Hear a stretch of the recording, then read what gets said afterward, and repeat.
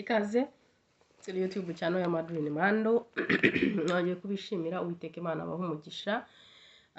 Uyu munsi nanone turasangira ijambo rigufi cyane, umurongo umwe gusa Mwuka Wera mpaye.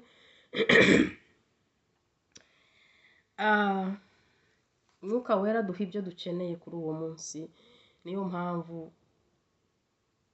ntatinda mu bintu byo gutegura ngo urabona ngo ejo ngo nzakora video. So jewe rero ndamubwira n'ubundi ni wowe wo kuvuga, jewe ntacyo nzi, ndi igikoresho. Ubwo rero imigani 15 umurongo wa 3 niwo tugiye gusoma. Amaso y'Uwiteka aba hose, yitegereza ababi n'abeza. Yitegereza ababi n'abeza. Amaso y'Uwiteka aba hose, yitegereza ababi n'abeza. Uwiteka Nyiringabo, mu izina rya Yesu Kristo w'i Nazareti, Data nongeye kugaruka imbere y'amaso yawe. Mwami Imana, ijambo ryawe ntirijya rizira ubusa. Nukuri ndakwinginze kugira ngo imitima yacu iryakire. Mana, imitima ya benshi bazareba iyi video, nanjye ubwanjye ugiye kurinyuzamo, ndakwinginze ngo rigirire umumaro umutima wanjye, imitima yabo bose bazarireba. Mwami Imana, rihembure ubuzima bwacu, ryongere kutwigisha, ritubere urwibutso rw'ukuntu ushaka ko twitwara imbere yawe. Mwami Imana Data, ngwino rero uvugane natwe unyuze mu Mwuka wawe wera, utwigishe, kandi n'ukuri ibyo ushaka ko tumenya tubimenye, biterwe mu mitima yacu kandi bimere bivemo imbuto nyinshi cyane.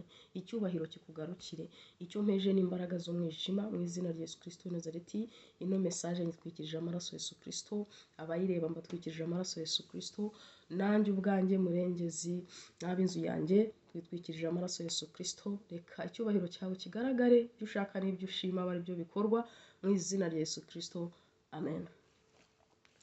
Amaso y'Uwiteka aba hose, yitegereza ababi n'abeza. Iyo ni imigani 15 umurongo wa 3. Amaso y'Uwiteka aba hose. Wari uzi ko ku isi nta hantu hari prive, nta hantu hari prive ku isi. Washobora kugira ahantu hari prive abantu batagera. Washobora kugira icyumba mu nzu yawe aho madame atagera, aho abana badakandagira, aho umukozi atagera. Washobora kugira biro yawe prive, washobora kugira icyumba kiri muri biro aho abandi batagera. Igishoboka cyose washobora kugikora aho undi muntu atagera, ariko burya naho ngaho hubure aho abandi batagera, amaso y'Uwiteka aba ahari. So nta kintu na kimwe gicika ijisho ry'Uwiteka. Namenye ko buri muntu agira marayika wandika buri kintu cyose akora mu munsi, buri munsi, kandi agatanga raporo. Hari igihe rero nicara nkatekereza nkavuga, se marayika wanje sinkubona ariko ndabizi ko uhari. Uyu munsi ni ibiki biri mu gitabo cyanje? Uyu munsi ni ibiki biri kuri page wanditseho uyu munsi? Bitewe no kuntu ibyanyuze mu bitekerezo byanjye, byanyuze mu kanwa kanjye. Amaso y'Uwiteka ari ahantu hose, yitegereza ababi n'abeza. Buri kintu cyose ukora kirandikwa, nta hantu wakinga Uwiteka.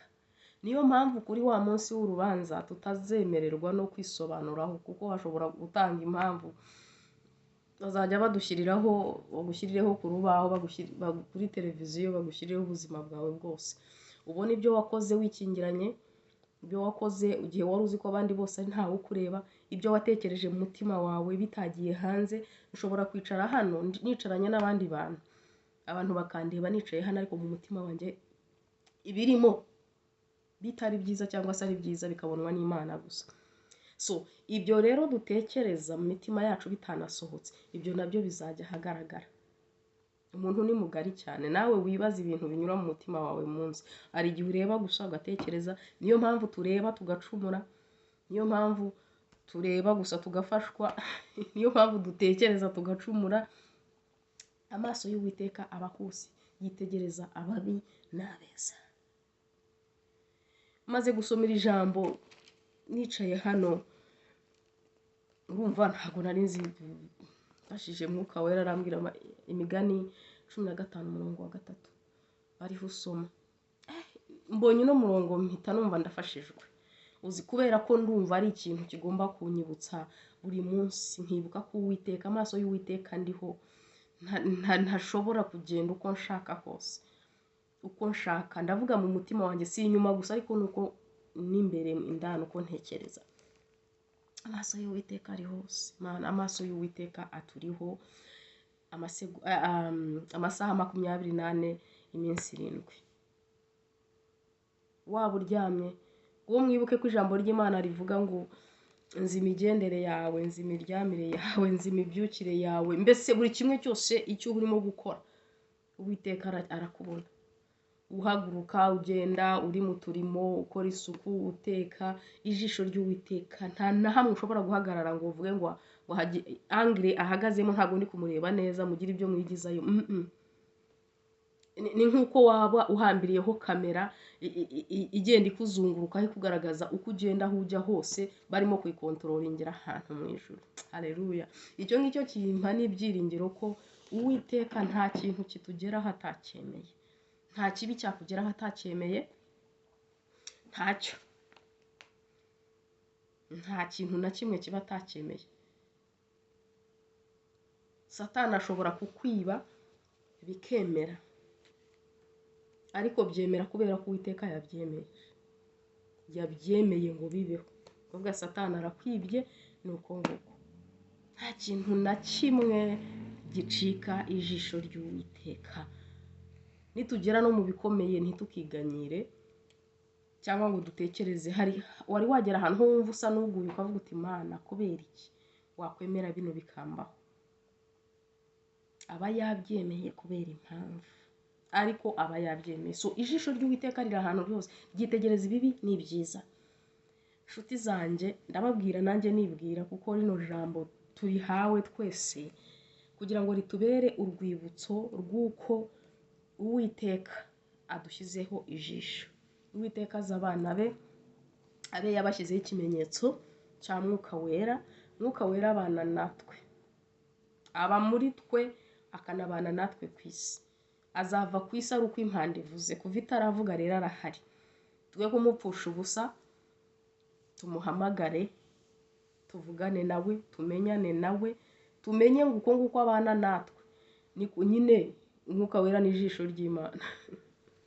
Aho Umwuka Wera ari Imana ibihari. Ubwo rero niyo mpamvu turarinzwe, ijisho ry'Uwiteka rituriho, ariko twite cyane ku byo dukora, ibyo dutekereza, kuko buri kimwe cyose Uwiteka arakibona.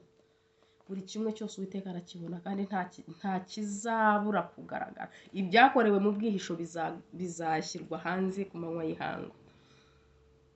Ese ni icyo utekereza? Urazi ko uwo uri we nyawe n'uwo uri we yari nta wundi muntu uri kumwe nawe, kubera ko Bibiliya ivuga ngo ibyo utekereza n'ibyuba niwo muntu uri we. Uko ibitekerezo byawe bimeze uwo ni wowe. So urinde aho abantu batabona, uwo nguwo ni we Imana ibona. Niyo mpamvu Bibiliya itubwira ko Imana ireba mu mutima, kuko umuntu burya atangirira mu mutima. Akenshi inyuma turahinduka tukaba ibyo turimo imbere. Ibintu byinshi bijya kugaragara inyuma burya byaratangiye imbere mu mutima. Burya umuntu ajya gushyira hanze, kantange nk'urugero, nk'abantu bagize ibibazo mu rugo, abashakanye bakadivorsa, burya ntabwo biba bitangiye icyo gitondo. Bashobora kukubwira utuntu impamvu, ariko utwo ntabwo ari cyo kiba kiri ikibazo. Aba ari ibintu byatangiye kera cyane, dutoya bikagenda byiyubaka, bikaba byinshi, bikagwira, bijya gusesekara inyuma. Rero byaramaze imyaka myinshi cyane. Natwe rero niko tumeze.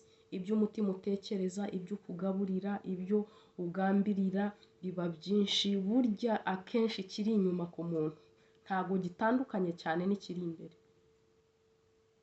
Bishobora kuba bidahwanye ijana ku rindi, bitewe n'impamvu runaka. Hari igihe umuntu yagaragara ukuntu ukamutekerezaho ukuntu atari ko bimeze, ariko haba hari impamvu yabiteye. Ariko percentage nini cyane umuntu inyuma nicyo ari imbere mu mutima, kubera ko ibyo utekereza n'ibyo ukora. Imana yo mu ijuru rero iduha umugisha. Mwuka Wera w'Imana, ndakwinginze kugira ngo rino jambo uriherekeze mu mitima yacu, uriteremo, uduhe imbaraga zo kwibuka umunsi ku wundi ko ijisho ry'Imana rituriho, udufashe kandi uduhe ubuntu bwo kugenda nk'uko ushaka, uduhe ubuntu bwo gukora ibyo ushaka, uduhe ubuntu bwo gutekereza uko ushaka, kubera yuko ibyo dukora n'ibyo dutekereza byose buri kimwe cyose ijisho ry'Uwiteka rikiriho kandi bizazanwa imbere yacu ku munsi w'urubanza. Mana ndakwinginze ngo udufashe, uduhe ubuntu bwawe, utubabarire aho tutagenze neza, utubabarire aho twatekereje ibidakwiriye, utubabarire Mana, utweze udutunganye n'amaraso y'umwana wa Yesu Kristo, hanyuma uduhe ubuntu bwo gutsinda no kunesha kandi udufashe muri uru rugendo turimo. Icyubahiro nikikugarukire mu izina rya Data wa twese n'iry'Umwana n'Umwuka wera, nsenze nizeye, amina. Shalom shalom shalom. Naho gutaha please ino message isangize n'abandi. Burya nta uko niko bavuga ubutumwa, ntiwamenya ninde ukeneye iyi message, yenda ejo azava muri uyu mubiri, yenda ejo azataha yarakeneye kuyumva kugira ngo agire icyo atunganya muri we. So ntiwamenya rero, yisangiza abandi. Imana yo mu ijuru ikumpera umugisha.